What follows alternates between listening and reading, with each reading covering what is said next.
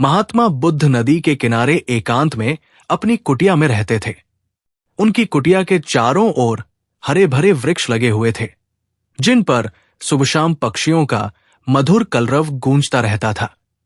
ये सुंदर प्राकृतिक वातावरण बुद्ध को असीम शांति और आनंद प्रदान करता था। उनके लिए पक्षी, वृक्ष और समस्त प्रकृति ही उनका परिवार बन गई थी। एक दिन जब महात्मा बुद्ध प्रातःकाल उठे ही थे, तो उन्होंने देखा कि एक धनिक व्यक्ति द्वार पर खड़ा है। वो अत्यंत चिंताग्रस्त और परेशान दिख रहा था। बुद्ध ने स्नेहपूर्वक उसे अपने पास बुलाया और उसकी समस्या जाननी चाहिए। सेठ ने हाथ जोड़कर कहा, गुरुदेव, मेरे पास विशाल संपत्ति है, भरा पूरा परिवार है और मैं स्वस्थ भी हूं। फिर भी मुझे रात भर नींद नहीं आती। जैसे ही मैं सोने जाता हूं, मन में अजीब अजीब विचार आने लगते हैं, चिंता सताने लगती है और मैं रात भर करवटें बदलता रहता हूं।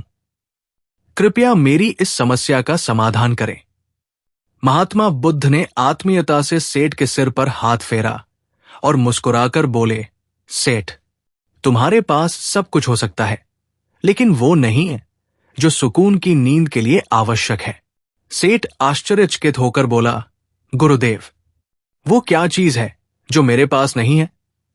महात्मा बुद्ध ने शांत स्वर में उत्तर दिया, वो चीज है चिंता मुक्ति। तुम चारों ओर से चिंताओं से घिरे हुए हो।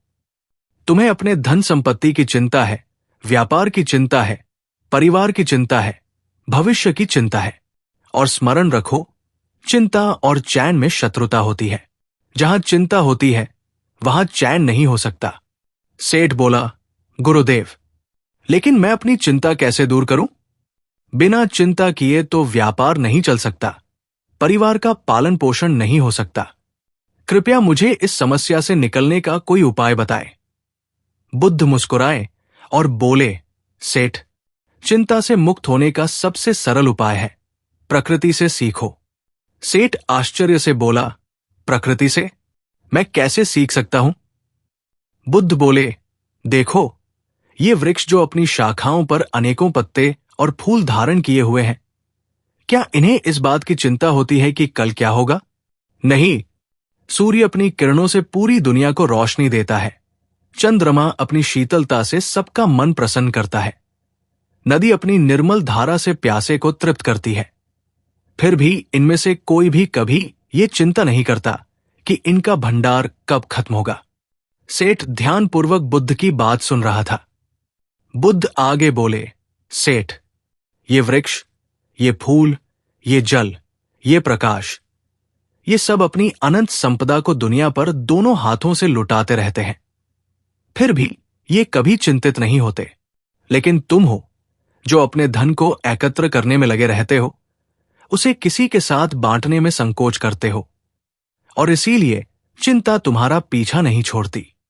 यदि तुम प्रकृति से प्रेरणा लेकर अपना जीवन भी इसी प्रकार निर्मल, दानशील और परोपकारी बना लोगे, तो तुम्हें न केवल अच्छी नींद आएगी, बल्कि अतीव शांति भी मिलेगी।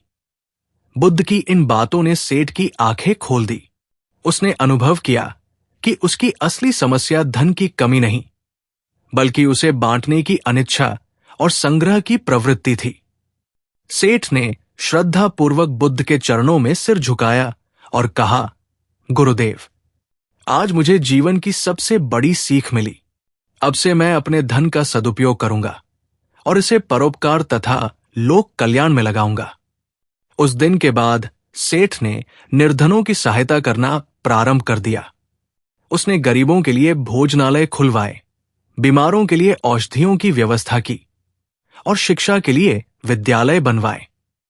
धीरे धीरे उसने अपने भीतर से लोभ और चिंता को समाप्त कर दिया और परिणाम स्वरूप अब वो निश्चिंत होकर गहरी नींद सोने लगा। चिंता और चैन एक साथ नहीं रह सकते।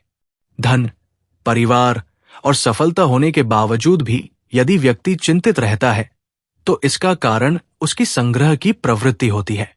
संपत्ति का वास्तविक आनंद इसे दूसरों के साथ बांटने में है। प्रकृति हमें सिखाती है कि देने से किसी का भंडार खाली नहीं होता, बल्कि देने से ही वास्तविक समृद्धि प्राप्त होती है। यदि हम परोपकारी बनकर दानशीलता और सेवा का मार्ग अपनाएं तो हमें मानसिक शांति और सच्चे सुख की प्राप्ति होती है। संपत्ति का वास्तविक सुख इसे बांटने में है, न कि केवल संजोने में।